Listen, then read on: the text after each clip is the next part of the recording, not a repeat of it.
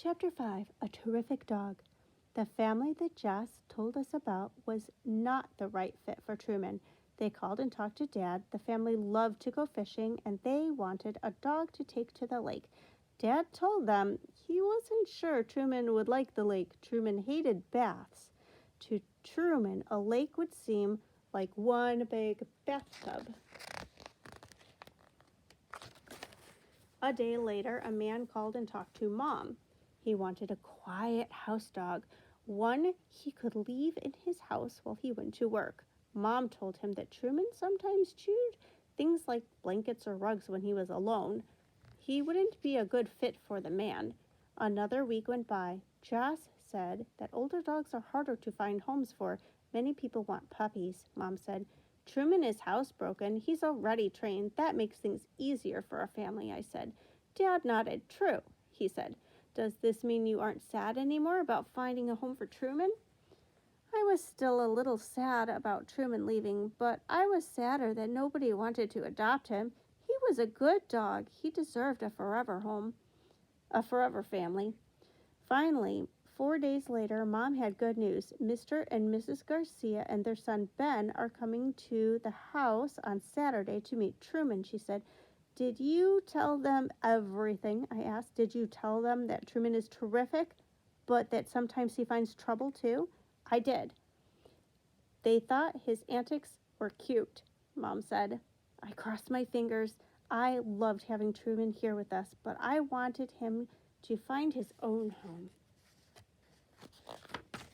On Saturday morning, I cleaned my room. I gathered all of Truman's toys and put them in his toy bag. Dad put Truman's bed. Sorry about that.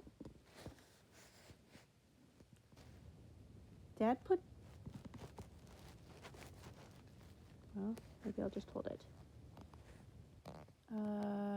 Dad put Truman's bed next to the bag by the front door. We didn't know if this family would be a good fit. We hoped they would be. The doorbell rang. Yip, yip, yip, woof, woof. I put Ollie in my room. I didn't want him to distract the Garcia family from Truman. Mr. Garcia was tall. He smiled a lot. Mrs. Garcia wore jeans and a t-shirt with a picture of a dog on it. Ben was older than me, almost a teenager. The minute he saw Truman, he kneeled down. Aha, now can I do this one-handed? I did it. Truman hid behind my mom. I looked at Ben. I was worried that he would be upset, but he just smiled.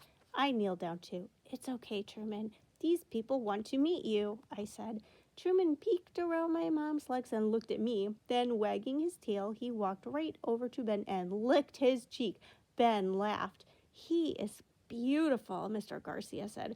Truman went to Mrs. Garcia and sat down in front of her. What a good boy, she said, patting his head.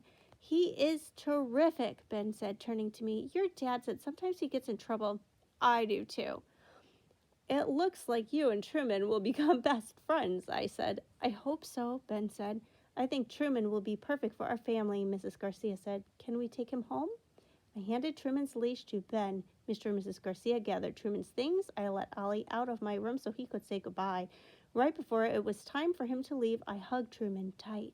Have a wonderful life with your new family, I whispered in his ear. He licked me one last time. Mom, Dad, Ollie, and I watched the Garcia family and Truman drive away. Truman looked very happy. How are you doing, Katya? Okay, Mom asked. I think so, I said. I'm a little sad, but mostly happy. Yip, yip, yip. Ollie crawled onto my lap and nuzzled my ear. I was happy he had found his forever home with us. I was happy that Truman had found his forever home with Ben, too. Life in my house went back to its normal routine. Every morning, I fed Ollie his breakfast. Every afternoon, after school, Mom and I took him for a walk. Every evening, he sat next to my chair as I did my homework. Every night, he curled up on my bed to sleep. 2 weeks later, Dad showed me an email from Mrs. Garcia. She said that they all loved Truman. Ben and Truman went to the park every day.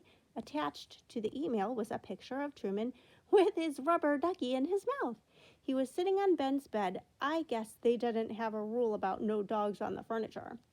Later that night, while I was doing a puzzle, Ollie ran to the back door. Yip, yip, yip. Mom was home from the bookstore. Oh, Katya, guess what? Mom said excitedly. What? I asked. We have another foster pet coming, she said. Really? Hooray! I cried. I jumped, then started dancing with Ollie. All kinds of thoughts spun in my head. What kind of animal would we get? Another dog? A cat? Something more unusual, like a snake or a rabbit? I couldn't wait to find out. I was ready to help another animal find its forever home.